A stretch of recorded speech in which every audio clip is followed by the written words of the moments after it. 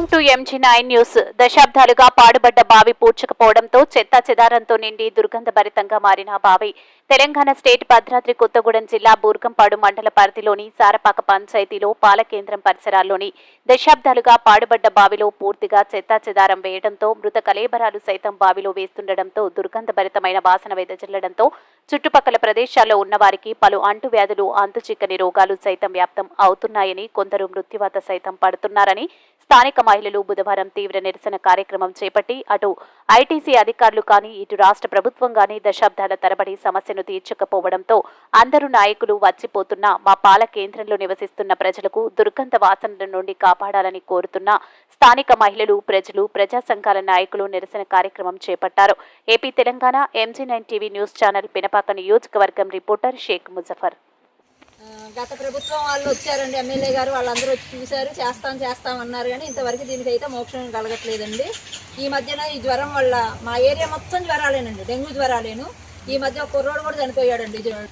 చిన్నపిల్లలు వస్తున్నారండి, ఈ బావి చుట్టూ తిరుగుతూ ఉంటారు. ఎండాకాలం వచ్చింది అంటే మాకు భయంగా ఉంటుందండి. పిల్లల్ని చూసుకుంటూ ఉంటాము.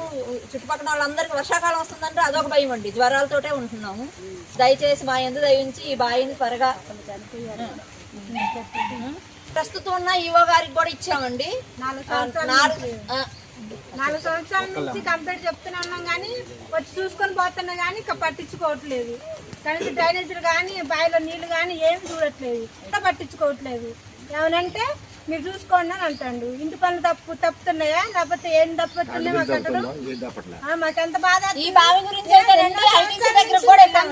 ఐటీసీలో కంప్లీట్ కూడా పట్టించుకోవట్లేదు. రాజకీయ నాయకులు మారుతున్నారు, పార్టీలు మారుతున్నాయి, కానీ ఈ బావి అయితే మూడట్లేదు. ఎన్ని సంవత్సరాల నుంచి మేము బాధపడుతున్నాం ఈ విషయం గురించి. మాకు న్యాయం చేయట్లేదు, ఎవరైనా మాకు న్యాయం చేయట్లేదు. మాకు న్యాయం చేయాలని మేము కోరుకుంటున్నాం. నా పేరు చిరంజీవి, బూర్గంపాడు మండలం, గాంధీనగర్ గ్రామం. ఇక్కడ కాంగ్రెస్ పార్టీ మండల నాయకుడిగా ఉంటున్నాను. ఇక్కడ ఈ బావి గత 50 సంవత్సరాల నుండి ఉంది. దీన్ని దాదాపుగా మెయింటెనెన్స్ రెడ్డిపాలెంకి వాటర్ ఫెసిలిటీ కోసమని, ఇక్కడ డప్పింగ్ కోసమని వాడుకున్నారు. పంప్ హౌస్ లాగా వాడి మోటార్ కానీ ఒక రూమ్ కానీ చేసి ఈ ల్యాండ్ని ఐటీసీకి హ్యాండ్ ఓవర్ చేశారు గ్రామ పంచాయతీ. తర్వాత కాలక్రమేణా రెడ్డిపాలెం వాటర్ సప్లైకి వేరే లైన్ తీసుకొని ఇది నిరుపయోగంగా గత 20 సంవత్సరాల నుండి అట్లే ఉంది.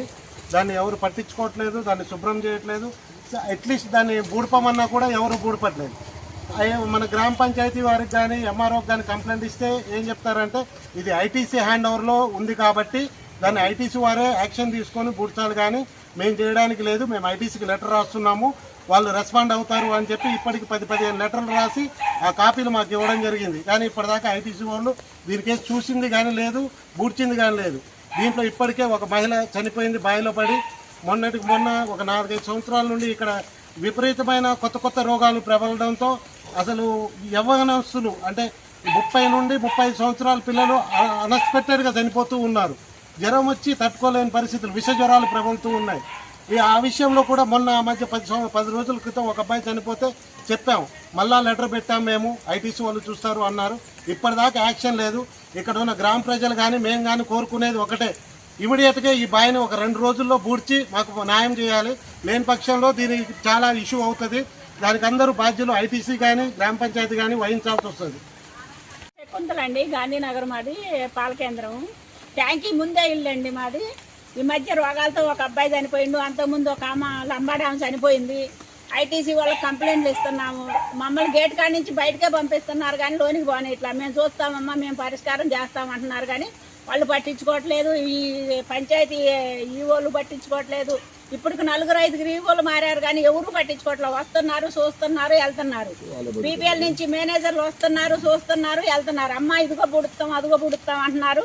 ఎవరు పట్టించుకోవట్లేదు. మా పరిస్థితి మాత్రం దీన పరిస్థితిలో ఉంది. ఈ రోగాలతోటి, నొప్పులతోటి, బాధలతో, దోమలు కొట్టి అన్ని సమస్యలతో బతుకుతున్నామండి. ఇక్కడ చూసుకోవట్లేదు. చిన్న పిల్లగాళ్ళు ఉన్నారు, ఈదులు లేవు, పాములు తిరుగుతున్నాయి. మేము ఎన్ని బాధలు పడుతున్నాం. బాధలు వస్తే చెత్త మొత్తం అందులోంచి బయటకు వచ్చి మేము రోగాలతో చచ్చిపోతున్నాం. మా పరిస్థితికి మాకు న్యాయం చేయాలని మేము కోరుకుంటున్నాం.